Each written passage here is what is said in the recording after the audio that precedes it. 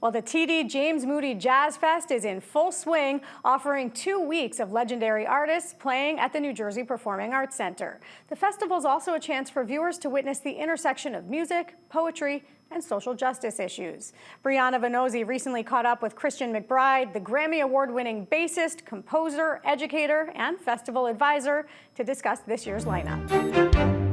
A composer, Grammy Award winner, educator, of course, NJPAC's own jazz advisor, Christian McBride. Great to see you. Welcome to the show, and congrats, by the way, 3 more Grammy nominations.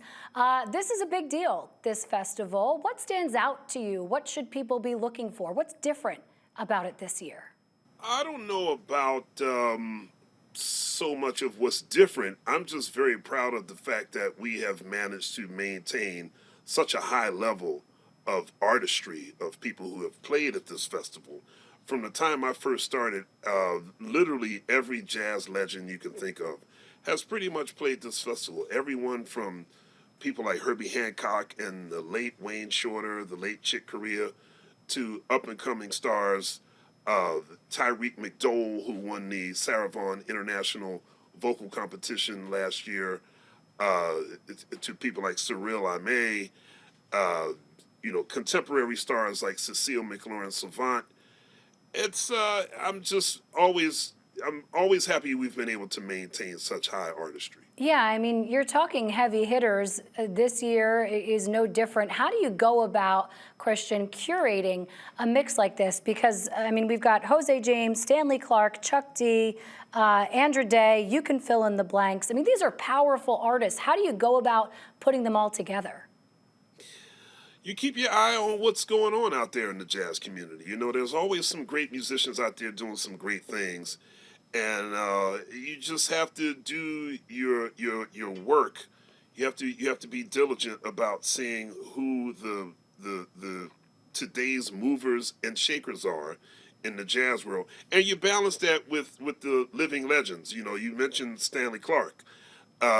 He's been out there doing it for a very, very long time, and he's still at the top of his game. So, you with somebody like Stanley or somebody like Arturo Sandoval, you're fail safe with those kind of people.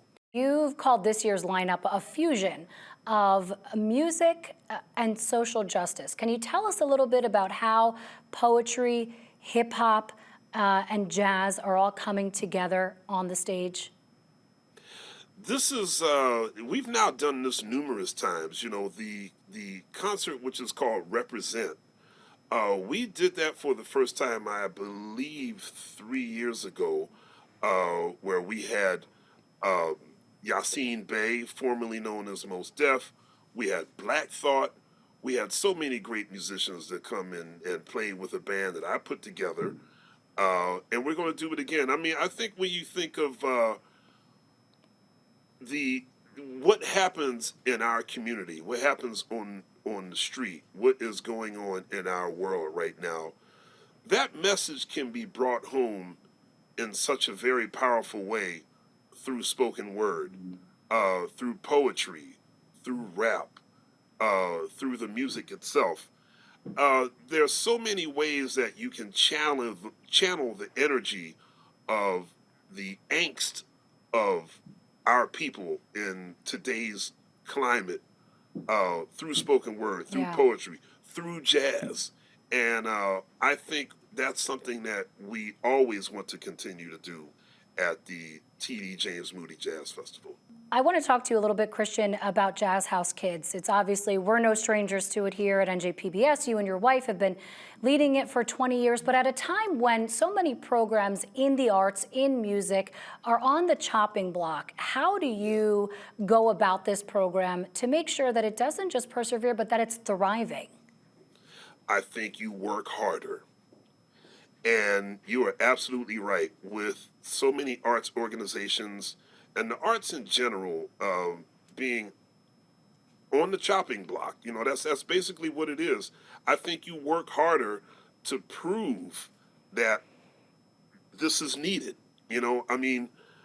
I don't really see how anyone would look at the work that Jazz House Kids is doing or any other arts organization across the country and think that it's optional. It is a necessity. Young minds need to learn how to develop and flourish through the arts. It really expands the ability to understand other cultures, to have empathy, to be able to understand what democracy truly is.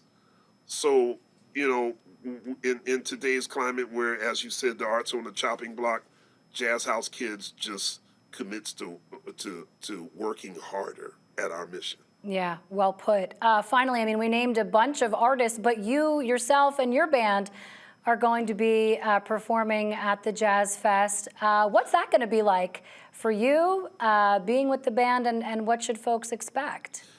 Well, you know, I give special thanks to NJPAC because it's the one place where I know I have at least one guaranteed big band show every year. And in fact, our new album, which is called Without Further Ado Volume 1, is directly associated with NJPAC because since 2012, when I first became artistic advisor for jazz programming, we've invited a bunch of great singers to come and sing with my big band. My wife, Melissa Walker, who is the founder of Jazz House Kids, obviously she sang with the band numerous times. The great Diane Reeves, who we see right there on the screen, Jeffrey Osborne, the late Al Jarreau, Cynthia Erivo, Leslie Odom Jr., Fantasia. So many great singers have had, I've had a great opportunity to work with at NJPAC. So on November 21st, Andra Day, Jose James, and Lettucey will be joining my big band, and it's going to be a hot night. We will be cheering you on. We're all big fans of your music, of what you do as an educator. Christian McBride, thanks so much for your time. It was an honor. Thanks for having me.